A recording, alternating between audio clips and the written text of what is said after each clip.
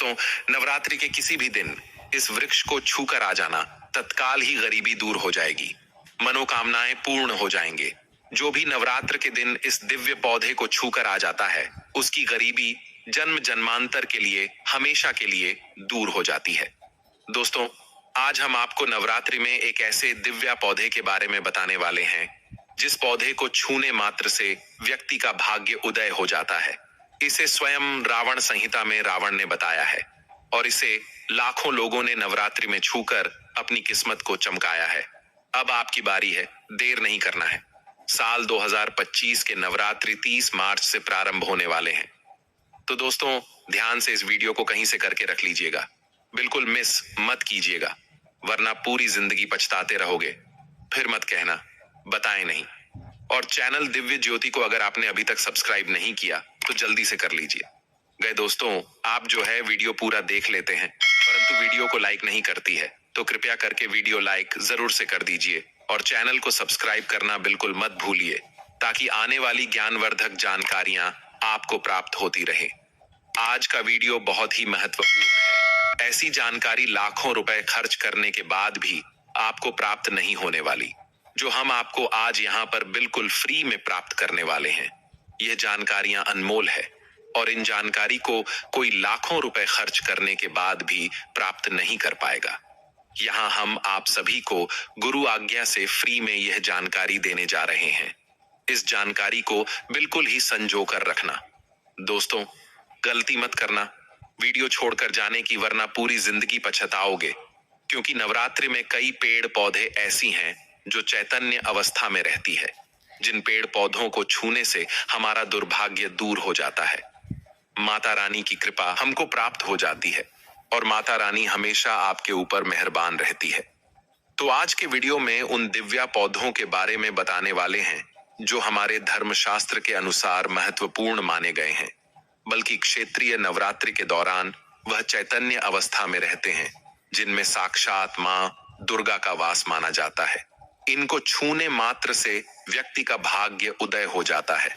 अगर आप बार बार असफलताओं का शिकार हो रहे हैं और सफलता प्राप्त नहीं हो रही है, हिम्मत विहार चुके हैं, चारों ओर से आपको अंधकार दिखाई दे रहा है और निराशा ही हाथ लग जाती है, ऐसा लगता है किसी ने घर का तंत्र मंत्र कर रखा है, जादू टोना कर रखा है, घर को बंद दिया है। अगर सच में ऐसा है और आपको सफलताएं प्राप्त नहीं हो रही हैं, तो यह वीडियो सिर्फ आप लोगों के लिए, क्योंकि यह वीडियो आपकी किस्मत को चमका देगा, आपके भाग्य को उदय करेगा।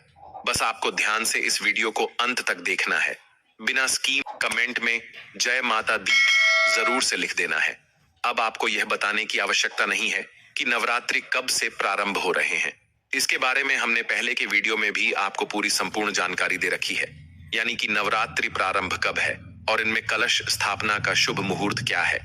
तो अगर आपने उन वीडियो को नहीं देखा है, उनमें भी हमने बहुत सारे माता रानी से जुड़े उपाय बताएं, तो उन वीडियो को जरूर से देख लीजिएगा।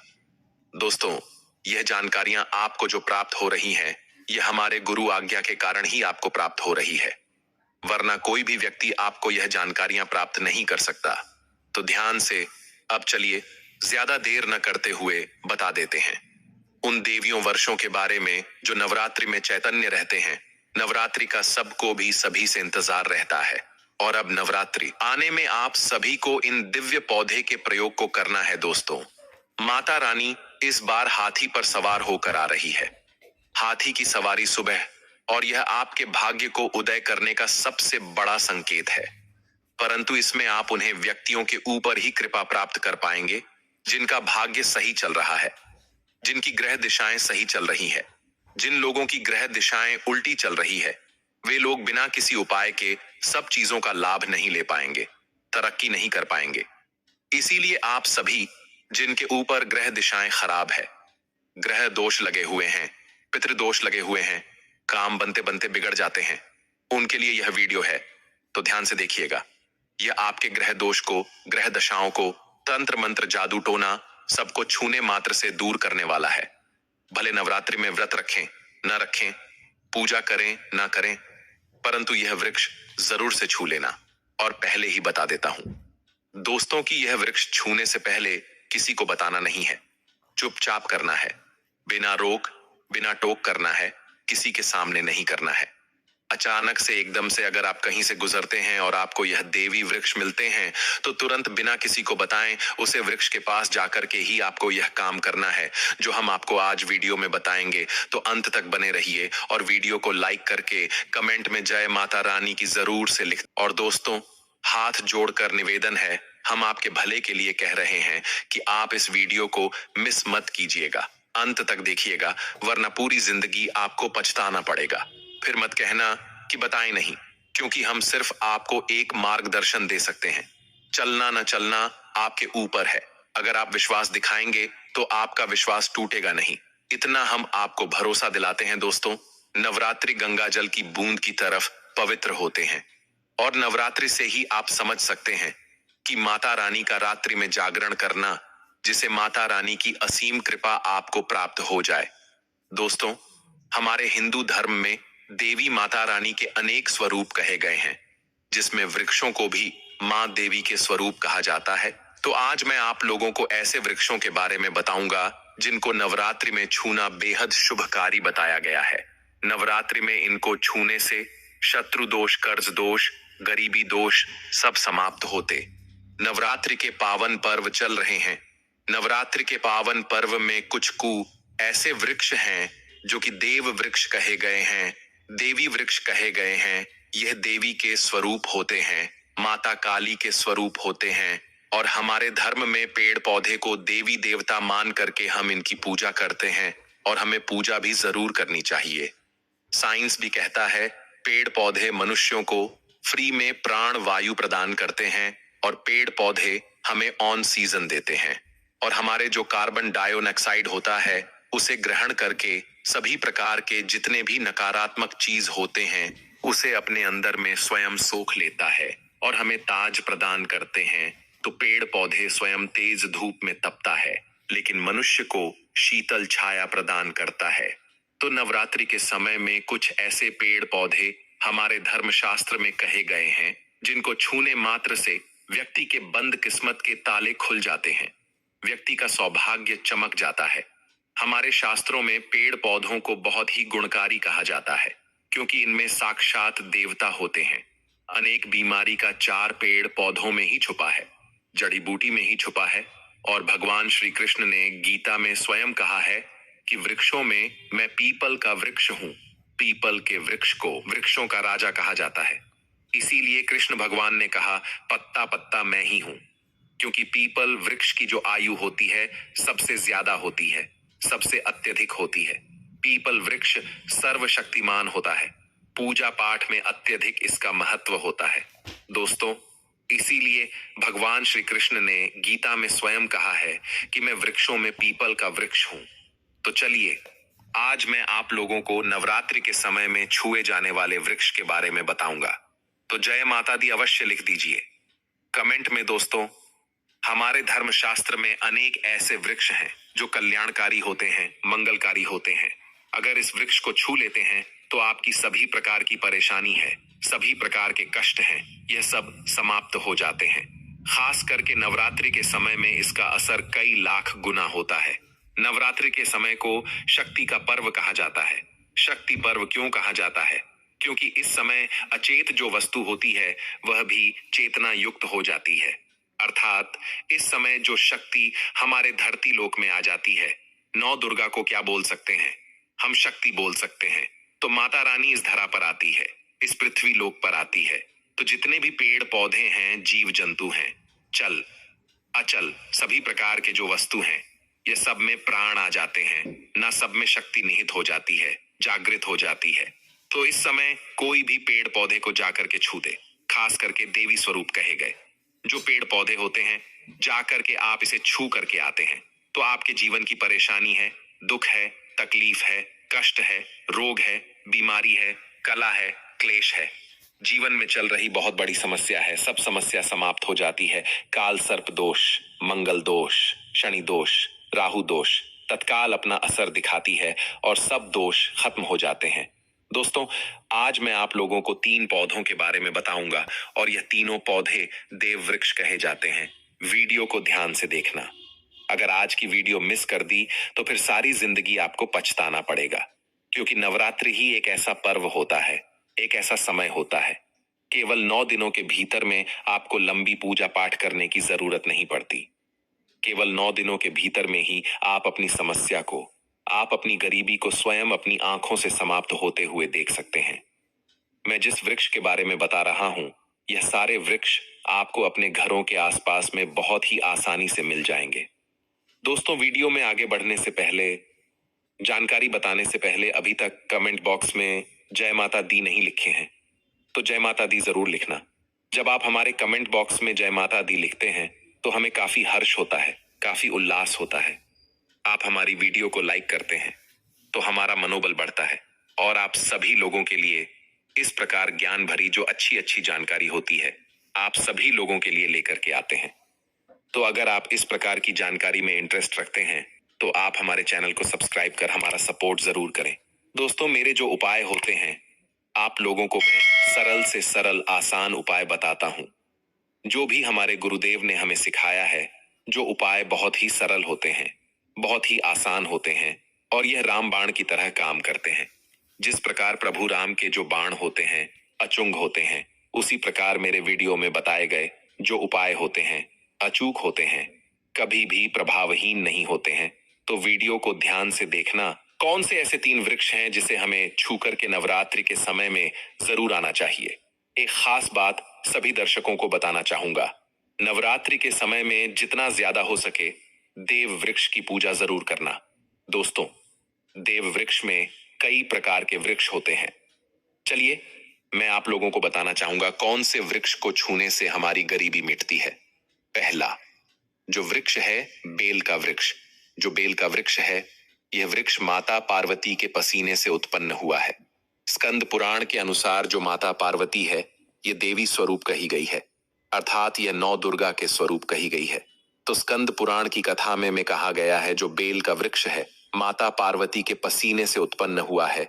इसकी डाली में पार्वती, जड़ में ब्रह्मतने में विष्णु एवं समस्त जो हिस्से हैं उसमें भगवान शंकर जी बसते हैं। संध्या काल में शिव मंदिर के समीप या 9 दुर्गा मंदिर के समीप जो बेल के वृक्ष हैं, इसके नीचे में घी का दीपक जलाने से व्यक्ति धनवान, गुणवान एवं पराक्रमी बनता है। व्यक्ति के सभी प्रकार के मनोरथ की पूर्ति होती है।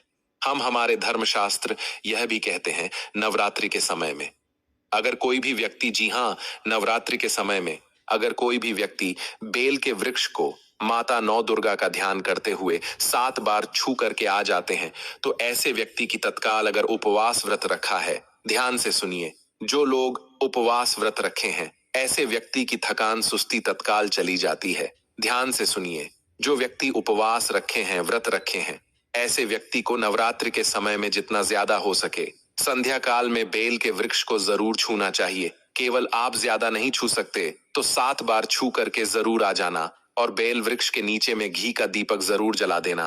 दोस्तों, घी का दीपक जलाते हैं तो इसके क्या फायदे मिलते हैं, यह भी इस वीडियो में बताऊंगा। मैं सारी जानकारी इस वीडियो में विस्तार से बता रहा हूं, इसीलिए आज की वीडियो थोड़ी बड़ी बन सकती है।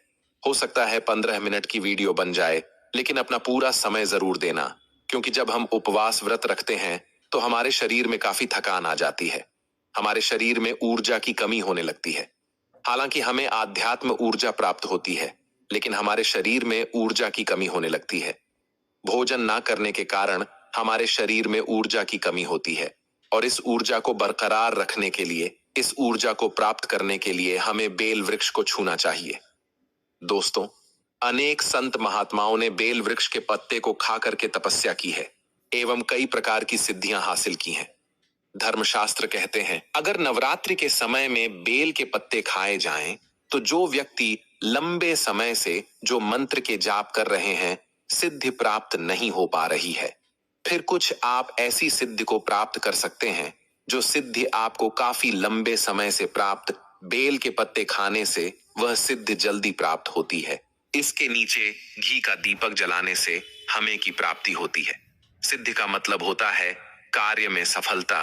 तो जो लंबे समय से आपके कार्य नहीं हो पा रहे हैं, उस कार्य में नवरात्रि के समय में जितने भी दिन हो सके, आप जो हैं, जब भी आपको समय मिले तो शाम के समय में घी का दीपक जरूर जला देना। और अगर कोई भी व्यक्ति नवरात्रि के समय में, ध्यान से सुनिए, अगर कोई भी व्यक्ति नवरात्रि के समय में अगर बेल वृक्ष की जड़ में दूध चढ़ाते हैं तो सभी प्रकार के व्याधि दूर होती है। अगर सिंदूर युक्त गंगा जल चढ़ाते हैं तो व्यक्ति की गरीबी मिटती है। अगर तिल चढ़ाते हैं बेल वृक्ष के जड़ में तो सौभाग्य की प्राप्ति होती है।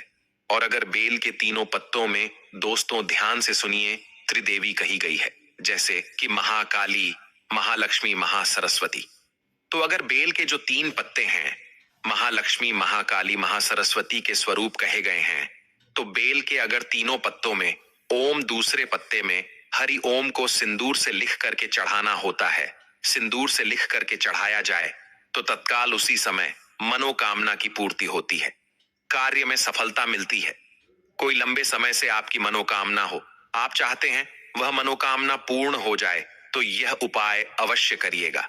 दोस्तों, इसकी जड़ में ध्यान से सुनिए, नवरात्रि के समय में इसकी जड़ में अगर तांबे की कोई भी रिंग होती है, जिसे हम एक प्रकार के तांबे की जो धातु है यह मंगल से जुड़ी हुई होती है, तो अगर नवरात्रि के समय में इसकी जड़ में तांबे की जो रिंग होती है, अंगूठी होती है, अगर आप 4 अंगुल खंड करके दबा करके आ जाते हैं, नवरात्रि भर इसे दबे रहने देना है। इसके बाद अगर आप पहन लेते हैं तो वह जागृत हो जाती है, क्योंकि जो बेल के वृक्ष हैं स्वयं जागृत कहे गए हैं। और नवरात्रि के समय में इसकी जो आवरा होती है, इसकी जो ऊर्जा होती है, अत्यधिक बढ़ जाती है। फिर अगर आप इस प्रकार की अंगूठी को पहनते हैं तो कभी भी आपको रक्त संबंधी समस्या नहीं आती, शनि का दोष नहीं सताता, राहु की पीड़ा नहीं सताती, और 9 दुर्गा की कृपा से सदैव आप सुरक्षित रहते हैं। ऐसे व्यक्ति की कभी भी अकाल मृत्यु नहीं होती। दोस्तों, मैं दूसरे पौधे के बारे में जो बता रहा हूं वह पौधा भी जान लीजिए। मैं जो दूसरे पौधे के बारे में बता रहा हूं यह शमी का वृक्ष है। शमी के वृक्ष को जगदम्बा के स्वरूप कहा गया है। जो शमी के वृक्ष हैं यह स्वयं जगदम्बा के स्वरूप हैं। इस पर स्वयं मां जगदम्बा स्वयं साक्षात विराजमान रहती हैं। और कोई भी व्यक्ति अगर संध्या काल में नवरात्रि के समय में इसके नीचे में धूप दीप जलाता है, धुआं दिखाता है, तो उनकी सभी प्रकार की परेशानी दूर होती है। धर्मशास्त्र कहते हैं अगर कोई भी व्यक्ति नवरात्रि के पूरे समय में हो सके, अगर आप एक दिन भी करना चाहते हैं तो आप यह उपाय एक दिन भी कर सकते हैं, पंचमी या सप्तमी के दिन कर सकते हैं। तो हमारे धर्मशास्त्र में कहा गया है अगर नवरात्रि के समय में लाल चूड़ी अगर कोई भी व्यक्ति मनोकामना बोलते हुए शमी के वृक्ष में बांधे तो वह मनोकामना की पूर्ति होती है। लाल चूड़ी अगर कोई भी महिला जाकर के बांधती है तो उन्हें सौभाग्य की प्राप्ति होती है, उनके पति की कभी भी अकाल मृत्यु नहीं होती। इसकी जड़ में सिंदूर डालने से व्यक्ति को आरोग्य की प्राप्ति होती है। जो लोग लंबे समय से बीमार पड़े हैं, ऐसे व्यक्ति के जो घर में रहने वाले सदस्य हैं, तो वह लोग जो बीमार पड़े हैं उनके शरीर से 7 बार सिंदूर को उतारा करके शमी की जड़ में डाल सकते हैं, तो उनके रोग जल्दी ठीक हो जाएंगे। जो लोग लंबे समय से बीमार पड़े हैं या फिर आप बीमारी से बचना चाहते हैं, निरोग रहना चाहते हैं, तो इसकी जड़ में सिंदूर जरूर डाल देना मनोकामना पूर्ति करने के लिए। मैं एक मंत्र बता रहा हूं, इस मंत्र को बोलते हुए शमी के वृक्ष को छूना है। इस मंत्र को बोलते हुए शमी के वृक्ष को छूना है। आप तत्काल नवरात्रि के समय में इसका रिजल्ट देखना। जैसे ही नवरात्रि समाप्त होगा, आपकी जो मनोकामना है उसकी पूर्ति हो जाएगी। आपकी जो दरिद्रता है वह दरिद्रता समाप्त हो जाएगी। तो मंत्र कौन सा है? तो आपको बोलना है मम मनोरथ पूरे मम दरिद्र नाश। ये मंत्र आपको बोलना है। ये मंत्र बोलते शमी के वृक्ष को छूना है।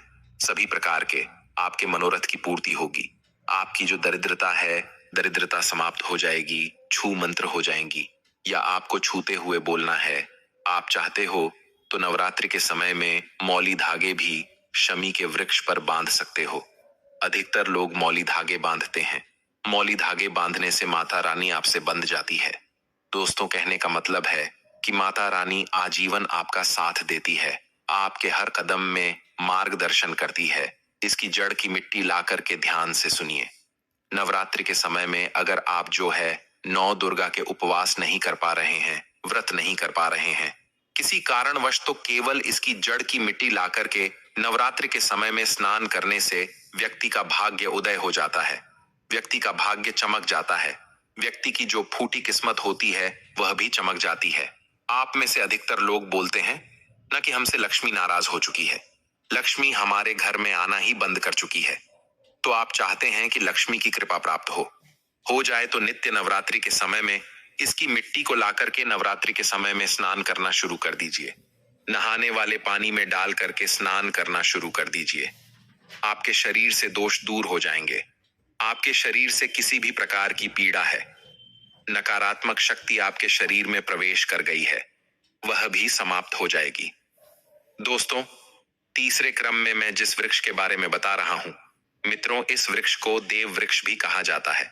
जो तीसरा वृक्ष है वह है परिजात का वृक्ष। परिजात का वृक्ष समुद्र मंथन से उत्पन्न हुआ था और यह देवराज इंद्र के नंदन वन में स्थापित किया गया था। परिजात वृक्ष भगवान कृष्ण ने मानव जन कल्याण के लिए धरती लोक पर लाए थे। जो पारिजात का वृक्ष है, इसे भी लक्ष्मी का स्वरूप कहा गया है, क्योंकि माता लक्ष्मी भी समुद्र से उत्पन्न हुई है और प्रजात के वृक्ष भी समुद्र से उत्पन्न हुआ। इस नाते यह माता लक्ष्मी की बहन कही जाती है। तो ऐसा माना जाता है कि कोई भी मनुष्य उनके शरीर में कितनी भी ज्यादा थकान हो, कितनी भी पीड़ा हो, जैसे कि नवरात्रि के अगर आप व्रत रख रहे, व्रत के दौरान अगर आपके शरीर में थकान है, पीड़ा है, तो परिजात के वृक्ष को शाम के समय में छू करके जरूर आ जाना। आप चाहते हो तो नवरात्रि के किसी भी टाइम में आपको टाइम मिले, उस समय में जाकर के इसके वृक्ष को छू सकते हैं।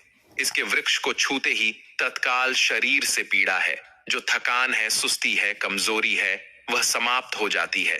इस वृक्ष के नीचे में अगर नवरात्रि के समय में घी का दीपक जलाया जाए, चुटकी भर सिंदूर अगर इसकी जड़ में डाला जाए, तो सभी प्रकार की मनोकामना की पूर्ति होती है। लेकिन आपको प्रार्थना जरूर करनी है कि हे परिजात वृक्ष, आप देवी स्वरूप कहे जाती हैं, आप हमारी सभी प्रकार की पीड़ा को दूर करें। गृह दोष है, पितृदोष है, लक्ष्मी दोष है, इसे आप समाप्त करें। लक्ष्मी स्वयं आपकी बहन है। माता लक्ष्मी का हमारे जीवन में प्रवेश कर जाए, इस प्रकार का आप हमें आशीर्वाद प्रदान करें। इस प्रकार से आप इनसे जो है मनोकामना बोल सकते हैं, मनोरथ बोल सकते हैं। यह लक्ष्मी की बहन कही गई है, क्योंकि समुद्र मंथन से यह उत्पन्न हुआ है। तो अगर आप भी जल्द धनवान बनना चाहते हैं, आपके जीवन में कोई कामना है, कोई कामना अधूरी रह गई है, तो हमने 3 वृक्ष के बारे में बताया है। इन 3 वृक्ष को नवरात्रि के समय में छूना शुरू कर सकते हैं। और अगर कोई व्यक्ति यह तीनों वृक्ष को छू लेते हैं, ध्यान से सुनिए, अगर तीनों वृक्ष को छू लेते हैं तो ऐसे व्यक्ति के कार्य असफल होने से, ऐसे व्यक्ति की मनोकामना पूर्ण होने से दुनिया की कोई भी शक्ति नहीं रोक पाएंगी। मनोकामना पूर्ति करने के लिए, कार्य में प्रगति प्राप्त करने के लिए, अपनी किस्मत को चमकाने के लिए, सोए हुए भाग्य को जागृत करने के लिए नवरात्रि में यह उपाय जरूर करिएगा। दोस्तों, यह उपाय सोने पर सुहागा होगा। यह आपकी जिंदगी को संवार देंगे, आपकी जिंदगी में चल रही परेशानी को दूर कर देंगे। तो यह जानकारी कैसी लगी, हमें कमेंट सेक्शन में जरूर बताना और इस जानकारी को अपने तक सीमित मत रखना। इस जानकारी को आगे जरूर शेयर करना, क्योंकि ज्ञान बांटने से ज्ञान बढ़ता है। हो सकता है आप इस वीडियो को शेयर आगे करेंगे तो कोई व्यक्ति नवरात्रि के समय में थकान महसूस करते हैं, पीड़ा महसूस करते हैं, नवरात्रि के समय उनको होती है, किसी भी प्रकार के कष्ट होते हैं, तो इन वृक्षों को छू करके सारे कष्टों से छुटकारा पा सकते हैं। सुप्रिया दर्शकों, जरूर से आप नवरात्रि में इन विशेष उपायों को जरूर से कीजिएगा। और इस वीडियो को लाइक नहीं किया तो लाइक कर दीजिए और शेयर जरूर से कर दीजिए। आपका एक शेयर किसी के कासन को दूर करने में सहायक हो सकता है और माता रानी की कृपा आपको प्राप्त होगी। और चैनल पास वाला बेल आइकन दबा दीजिए ताकि आने वाली नॉलेज वीडियो आपको प्राप्त होती रहे। और हाँ, कमेंट बॉक्स में जय माता दी लिखना मत भूलिएगा। दोस्तों, आप सभी से मिलेंगे एक और प्यारी वीडियो। तो समाज कल्याण हेतु इस वीडियो को आगे जरूर शेयर करना। कमेंट बॉक्स में अभी तक जय माता दी नहीं लिखा है तो जय माता दी लिख दीजिए।